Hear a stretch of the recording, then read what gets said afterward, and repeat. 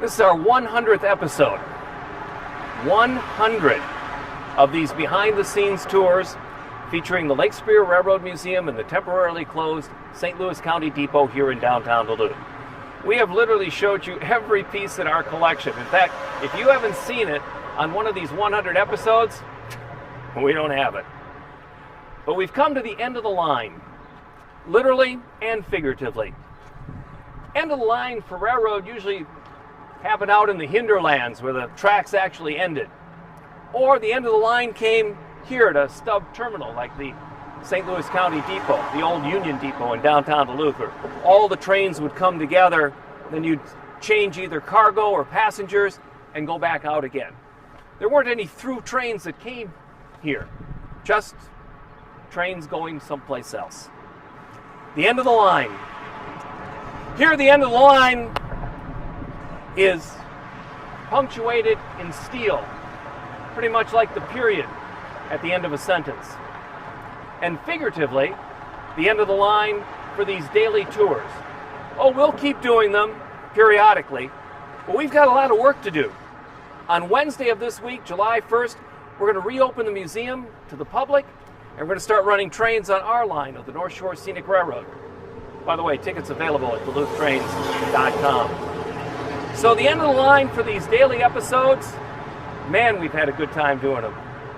You know, along the way, we've shared with you how to pour beer the Pullman Standard way.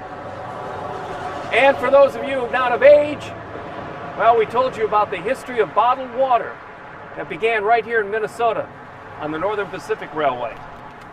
We've taken you to the beautiful insides of the Car Mesabi, owned by the Merritt family of Duluth, and told their story and why we are here, the iron mines of northeastern Minnesota.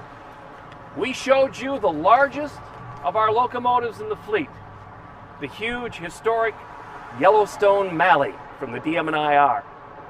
And we also spent a lot of time on several episodes in and out of the cab of Minnesota's very first steam locomotive, the William Crooks.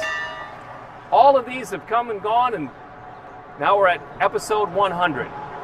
Interestingly enough, along the way, the most popular episode, the one seen the most, shared the most, was on the Great Northern's NW5 192.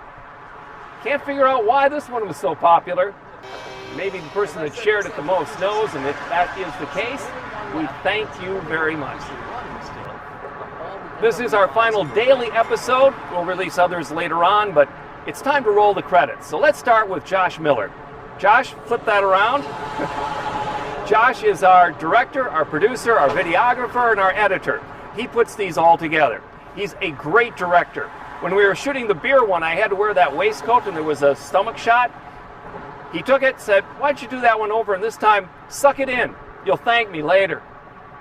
Want to thank Rachel McNeil. Rachel goes through every one of these episodes and put in the closed captioning for the hearing impaired. As I mentioned at the time, my sister is deaf. She appreciates it. So do a lot of our hearing impaired people that watch these. Thank you very much, Rachel. We've also had some guest stars along the way, Zach, Tom, Tim, Corey. But most importantly, I want to thank you, our viewers, because you have shared these. You have signed up to see them every single day. And if you miss us, trust me, we will miss you. Which is why it's important to come and see what we've been showing you.